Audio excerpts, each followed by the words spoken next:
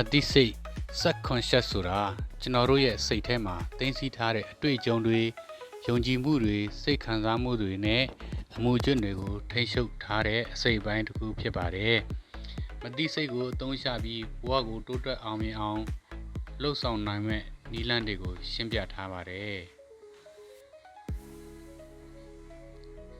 နံပါတ်1ရည်မှန်းချက်တွေကိုရှင်းရှင်းလင်းလင်းမှတ်သားပါမတိစိတ်ကရည်မှန်းချက်တွေကိုအကောင့်ထဲပေါ်ဖို့ကူညီပေးနိုင်ပါတယ်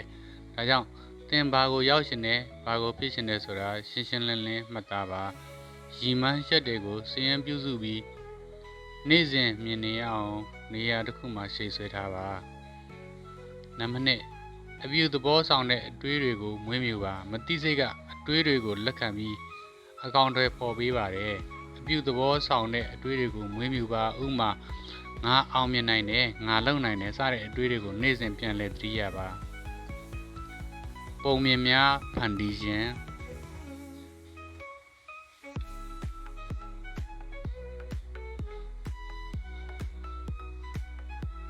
visualization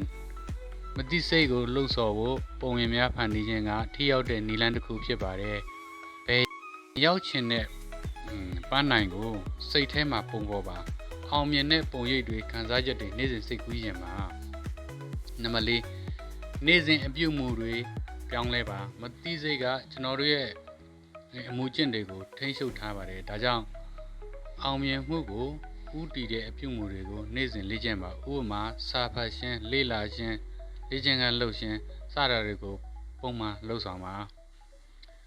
နံပါတ်5အတီးပြုချက်စကားများအတီးပြုချက်စကားများကိုနေ့စဉ်ရွတ်ဆိုပါဥပမာငါဟာအောင်မြင်မှုကိုဖန်တီးနိုင်စွမ်းရှိတယ်ငါဟာကံကောင်းတယ်စတဲ့စကားတွေကိုမကြာခဏပြောဆိုပါဒီစကားတွေကမတိစိတ်ကိုလှုံ့ဆော်ပြီးအောင်မြင်မှုကိုဥတည်စေပါတယ်နံပါတ်6ကတော့စိတ်ဝိဇ္ဇမှုကိုလျှော့ချပါစိတ်ဝိဇ္ဇမှုကမတိစိတ်ကိုအနှောက်အယှက်ဖြစ်စေပါတယ်ဒါကြောင့်စိတ်ဝိဇ္ဇမှုကိုလျှော့ချဖို့လိုပါတယ်ယောဂကျင့်ခြင်းတရားထိုင်ခြင်းအသက်ရှူလေ့ကျင့်ခန်းကိုလုပ်ဆောင်ပါ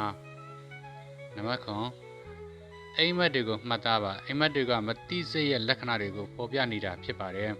အိမ်မက်တွေကိုမှတ်သားပြီးဘာကိုညွှန်ပြနေတယ်ဆိုတာစမ်းစစ်ပါဒါကသင်ရဲ့အတွင်းစိတ်ကိုနားလည်ဖို့ကူညီပေးပါတယ်နံပါတ်10ကိုယုံကြည်မှုရှိပါမတိစိတ်ကိုအသုံးချပြီး